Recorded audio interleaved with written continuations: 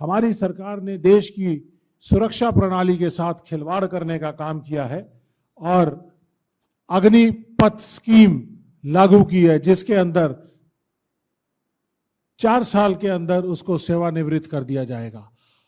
अगर 18 साल का बच्चा फौज में भर्ती होगा तो 22 साल में वो रिटायर हो जाएगा। तो ये हम तो 1 रैंक 1 पेंशन मांग रहे हैं, हम ये मांग रहे हैं कि उसको 60 साल तक सेकंड करियर का ऑप्शन दिया जाए। और यहां पर देश के बच्चों के साथ खिलवाड़ किया जा रहा है कि 4 साल उनको सिर्फ कॉन्ट्रैक्ट की नौकरी दी जाए, तो जिसमें से 4 साल में 1.5 साल वो ट्रेनिंग करेगा, 1.5 साल में वो यूनिट के अंदर जाके काम करेगा, तो उसको यूनिट के अंदर उसको 5-6 साल के जो सर्विस वाले जो जवान होते हैं उनको रंगरूट बोलते हैं कि ये तो रंगरूट है, अभी एक्सपीरियंस नहीं हुआ है। आज हमारा टेक्नोलॉजी वाली फौज है जहां पर हमें आर्टिलरी गन्स हैं, computerised electronics, AI based equipment हैं, मिसाइल्स हैं, जैसे कि मैं खुद मिसाइल स्पेशलिस्ट हूं। तो ऐसे में मुझे लगता है कि अगले 7-8 साल बाद अगर ये अग्निवीर या अग्निवीर रहे या अग्निपथ स्कीम चलती रही तो मुझे नहीं लगता कि देश में कोई मिसाइल का बटन दबाने वाला सुपर स्पेशलिस्ट या स्पेशलिस्ट पाया जाएगा। तो ये देश की सुरक्षा के लिए सुरक्षा के साथ बहुत बड़ा खिलवाड़ होगा। इसके साथ एक और जुड़ी हुई चीज है कि 2020 से लेके 2022 तक 3 साल रिक्रूटमेंट नहीं हुई है देश में। कोरोना काल की वजह से रिक्रूटमेंट नहीं हुई है।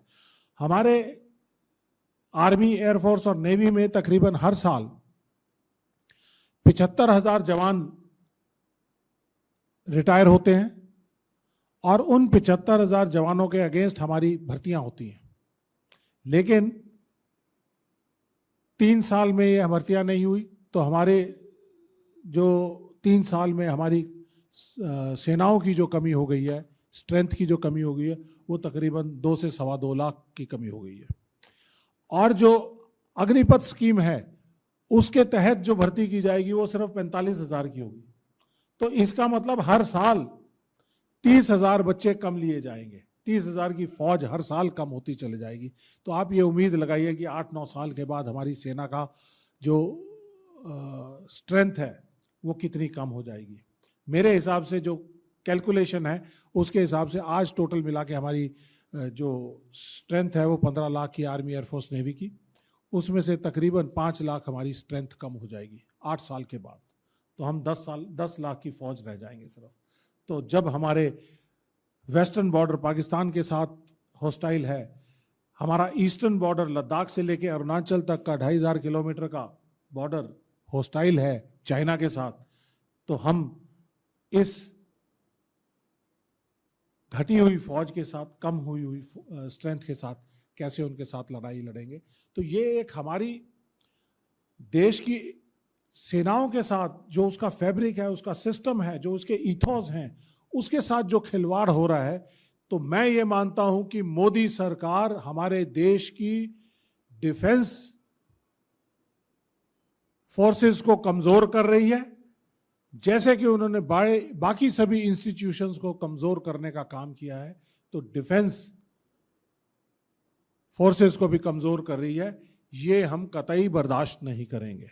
डिफेंस कम्युनिटी ने तकरीबन 182 हमारी एक्स सर्विसमैन ऑर्गेनाइजेशंस हैं, इन सब ने मिलकर एक फैसला किया है कि एक तो अग्निपथ स्कीम जो है उसको हम उसके खिलाफ पूरे देश भर में संघर्ष करेंगे और उस स्कीम को रोल बैक करने के लिए सरकार के ऊपर दबाव डालेंगे। और मैं यही बात हमने भारत जोड़ो यात्रा में राहुल गांधी जी के सामने भी रखी थी। उन्होंने कहा कि ये स्कीम बहुत ही देश की एकता अखंडता के लिए खराब है, तो इसको हमें रोल बैक करना चाहिए। तो मैं और ज़्यादा बातें ना करके, हमारे पास बहुत समय मिलेगा, हर बात जो है, जो मैंने आज पॉइंट्स उठाए हैं, हर एक सब्जेक्ट है अपने आप में, तो हमें एक हम एक एक सब्जेक्ट को अलग अलग डील करेंगे आने वाले समय के अंदर और कांग्रेस पार्टी को मजबूत करेंगे। हमारा विजन है कि पूरे देश भर के अंदर एक्स सर्विसमैन डिपार्टमेंट, जो कि बहुत मजबूत डिपार्टमेंट बन सकता है, उसके लिए अगले हम 6-8 महीने में कोशिश करेंगे और 2024 के लिए हम अपनी कांग्रेस पार्टी को इतना तैयार कर देंगे कि 1 करोड़